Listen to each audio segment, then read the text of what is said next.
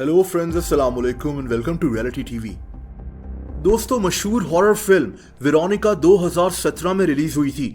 वैसे तो ये स्पेनिश जबान में थी, लेकिन इसको दुनिया भर में डब करके दिखाया गया। लोगों को खौफ में मुब्तला करने वाली ये फिल्म एक सच्चे वाकये पर बेस्ड है। एक ऐसा खौफनाक वाकया जो स्पेन में काफी मशहूर है।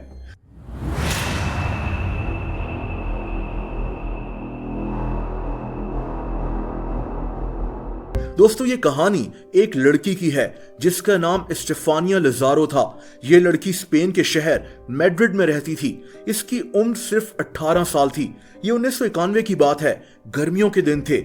ये लड़की मैड्रिड के एक हॉस्पिटल में कोमा में थी और यहीं इसकी मौत भी हो गई थी।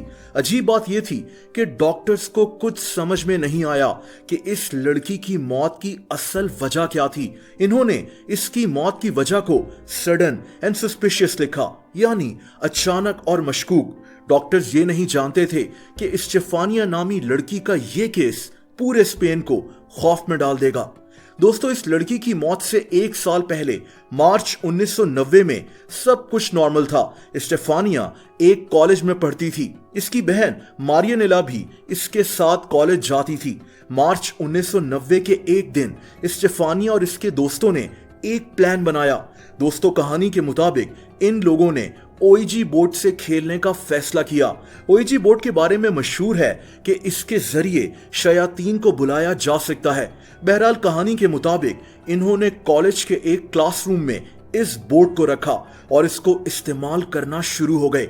स्टेफानिया ने अपनी बहन की ड्यूटी लगाई कि ये क्लासरूम के दरवाजे पर खड़ी रहे, ताकि अगर कोई टीचर अंदर आ रहा हो तो ये फौरन इन्हें इत्ला कर दे। लेकिन दोस्तों, इसके बरक्स हो गया। एक टीचर ने इन्हें क्लास में ओईजी बोर्ड से खेलते हुए देख लिया।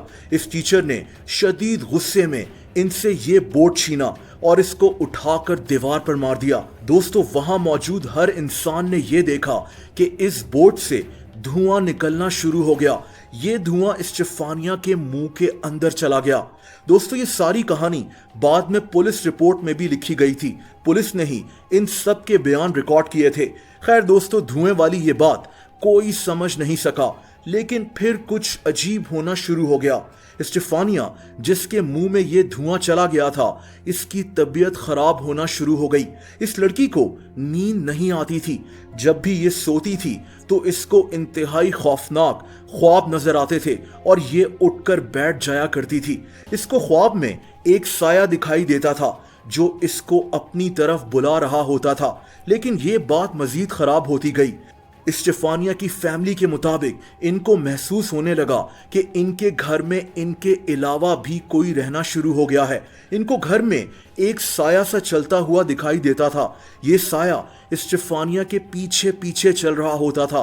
दोस्तों, ये लड़की अपनी फैमिली को बताती थी कि इसको किसी की आवाजें सुनाई देती हैं। कोई इसको कह रहा होता है कि हमारे साथ चलो। ये लड़की अब रोजाना बेहोश होना शुरू हो गई। इसका कॉलेज, इसका फ्रेंड सर्कल, सब कुछ खत्म होकर रह गया। इसकी मां के मुताबिक जब ये लड़की होश में आती थी तो ये बताती थी कि ये एक ऐसी जगह पर मौजूद थी जहां हर तरफ धुंध छाई हुई होती थी। दोस्तों, इस लड़की के बाप का नाम मैक्सिमो था। ये अपनी बेटी को कई दफा हॉस्पिटल भी लेकर गया, लेकिन स्टेफानिया ठीक होने का नाम नहीं ले रही थी। डॉक्टर्स इसको चेक करने के बाद कहते थे कि ये बिल्कुल ठीक है। इसके टेस्ट, इसके स्कैन्स, सब कुछ नॉर्मल आते थे। और दोस्तों, फिर हालात मजीद खराब होना शुरू हो गए।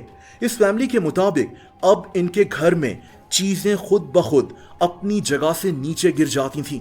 अब इसका असर स्टेफानिया के बहन भाइयों पर भी होने लगा। ये बच्चे नींद से उठ जाते और दीवार पर जोर जोर से हाथ मारने लग जाया करते थे। यहां तक कि इनके कुत्ते को भी किसी ने उठाकर दीवार पर दे मारा। इस फैमिली के मुताबिक ये अनदेखी ताकत बहुत ज्यादा वॉयलेंट हो गई थी। दोस्तों, हालात तब बहुत ज्यादा खराब हो गए जब स्टेफानिया अपने बहन भाइयों पर हमला करना शुरू हो गई। ये लड़की अपने बहन भाइयों को देखकर गुर्राना शुरू हो जाती थी। दरवाजों का बजना और दरवाजों का खुद से लॉक हो जाना इनके घर में आम सी बात बन चुकी थी। दोस्तों, इनका घर और इनकी फैमिली इतनी मशहूर हो गई थी कि लोग दूर दूर से सिर्फ इस घर को देखने के लिए आने लगे और फिर ये कहानी इख्तिताम की तरफ जाने लगी। हुआ कुछ यूं कि स्टेफानिया का दिमाग बंद होने लगा और एक रात ये लड़की कोमा में चली गई। इसको फौरन हॉस्पिटल ले जाया गया, लेकिन कुछ घंटों के बाद इस लड़की की मौत हो गई थी। जैसा कि मैंने वीडियो के शुरू में कहा कि डॉक्टर्स के पास इसकी इस अचानक मौत का कोई जवाब नहीं था। इन्होंने इसको मशकूक करार दे दिया। स्टेफानिया तो इस दुनिया से चली गई, लेकिन इसकी फैमिली के मुताबिक इनको अभी भी अपने घर से चीखों की आवाजें आती थीं।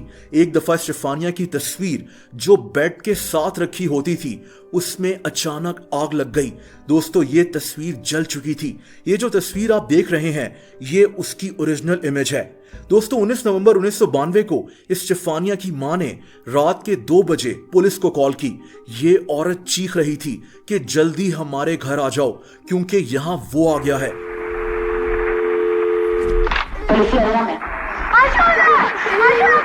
पुलिस को कुछ समझ में नहीं आया कि कौन इनके घर में आ गया है।